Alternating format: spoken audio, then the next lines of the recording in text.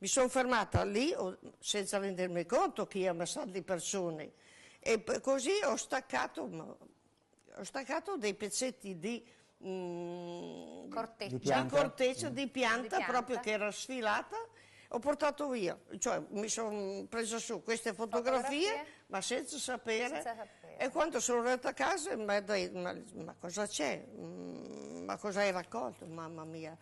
Però lì sulla fossa l'unica cosa che ho capito che erano 10 persone perché c'era una croce, io ho appena messo la croce, anzi che si era rovesciata e l'ho raddrizzata, dove c'era scritto numero 10.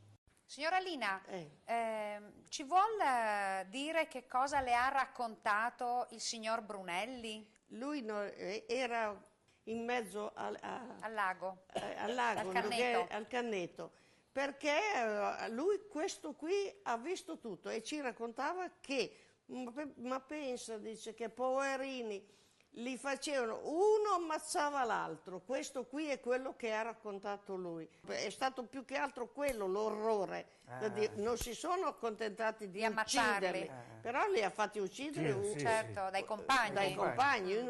Cioè loro avrebbero ammazzato l'ultimo. Signor Aldo Rodella, ci vuol raccontare cosa ricorda del bombardamento del Palazzo dei Vetri avvenuto il 23 dicembre del 1944? Va bene. Io all'epoca avevo 16 anni, abitavo proprio vicino a quel palazzo. E quella data che ha accennato lei, il 23 di dicembre, ho visto quei 6 aerei, io li ho contati per 6, e andavano verso la diga Masetti. Verso Mantova, quindi? Verso Mantova. E lì, uno dietro l'altro, in picchiata, sganciarono le loro bombe. Uno di questi, però, si è allontanato dagli altri 5, perché si è staccato una sola bomba. E questo aereo stava un po' così. Piegando? Forse il pilota stava facendo di tutto per staccare anche l'altra bomba. Disgraziatamente è caduta sul Palazzo dei Vetri.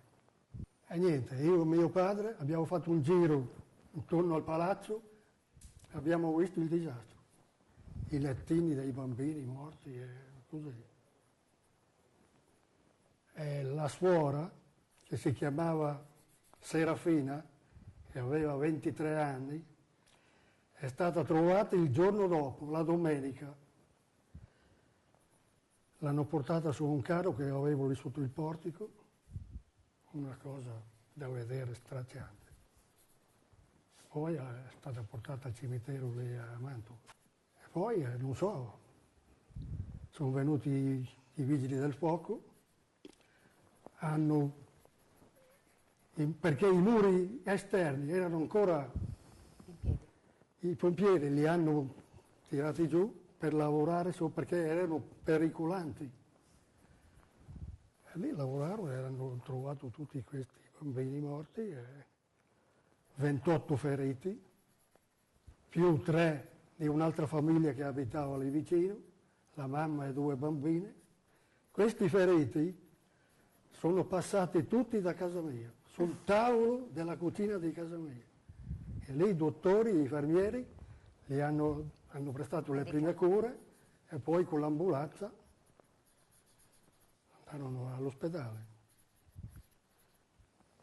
Da quel giorno fu un pellegrinaggio per un mese, gente che venivano da tutte le parti, perché allora la propaganda fascista diceva che gli americani erano barbari, perché hanno distrutto quel... Invece è stata una cosa casuale.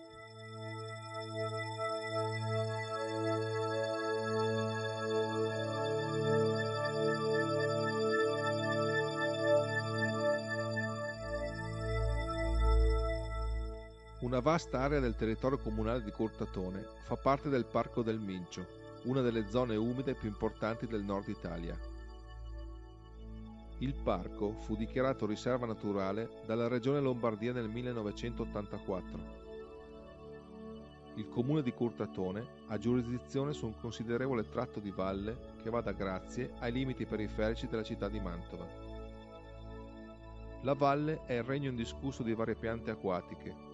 Qui vivono, nidificano e si riproducono specie rare di uccelli, si esercita la pesca e la raccolta di canne e carice.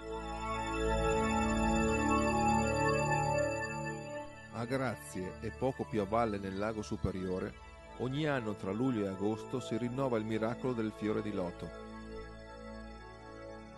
È una splendida pianta acquatica di origine asiatica e dai suoi lunghissimi gambi svettano in superficie le grandi foglie tonde il cui diametro supera anche il metro. Il fiore profumato e di colore rosa in piena fioritura trasforma la superficie del lago in un suggestivo paesaggio orientale. Il loto giunge a Mantova nel 1921 per opera della professoressa Maria Pellegreffi Zambianchi. L'operazione ebbe inizio una sera d'ottobre, poiché i rizomi temono la luce. Il loto, simbolo d'amore e di fertilità, ha attecchito ed oggi l'attuale coltivazione dimostra che l'esperimento è completamente riuscito. Il comune di Curtatone ha voluto dedicare una via della frazione di Grazie alla professoressa, che oltre all'esperimento scientifico portato a termine con successo, poneva una nota poetica sul fiume del sommo poeta Virgilio.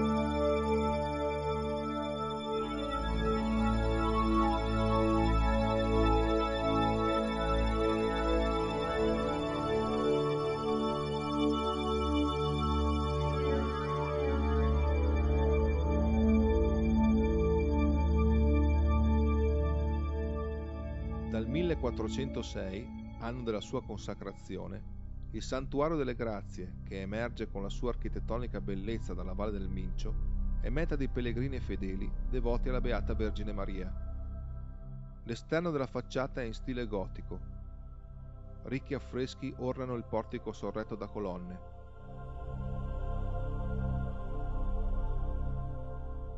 All'interno, sulle pareti laterali disposte su 2 file, statue in cartapesta, legno e cera, sistemate tra il 500 e il 600 dai frati. Dal soffitto, retto da solide catene, penzola un grosso coccodrillo.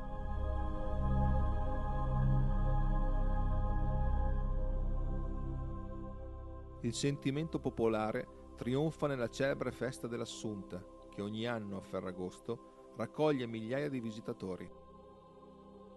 Nello stesso contesto si svolge il concorso nazionale dei Madonnari, che, con gessetti colorati, lasciano sull'asfalto del piazzale antistante il santuario le espressioni pittoriche e figurative della loro antica arte. La vicenda dei Madonnari inizia alle Grazie nel 1973. Gilberto Boschesi, ricercatore del costume popolare e delle tradizioni padane, pensò di dare riconoscimento e valore all'arte dei Madonnari, che da sempre erano presenti alle Grazie nei giorni di fiera. Il 15 agosto del 1973 l'Ente Provinciale Turismo di Mantova, l'Associazione Pro Loco e il Comune di Curtatone riunirono per la prima volta sul sagrato del santuario della Beata Vergine delle Grazie i cosiddetti pittori dei marciapiedi. In quella circostanza, una giuria composta da giornalisti e critici d'arte, tra i quali Enzo Tortora, conferì loro una qualifica più appropriata, quella di Madonnari, come la tradizione popolare chiamava i pittori e venditori ambulanti di immagini sacre. In passato, la manifestazione ebbe il riconoscimento del Presidente della Repubblica Sandro Pertini. La fiera dura 4 giorni. La Kermesse dei Madonnari inizia la notte del 14 agosto, dopo la benedizione dei gessetti da parte del Vescovo di Mantova, e si conclude alle 18 del 15 agosto, con il verdetto della giuria. Il Centro Italiano Madonnari ha il compito di organizzare questo mondo e nello stesso tempo conserva il carteggio e il materiale fotografico che documenta la storia della manifestazione e di tutti i partecipanti.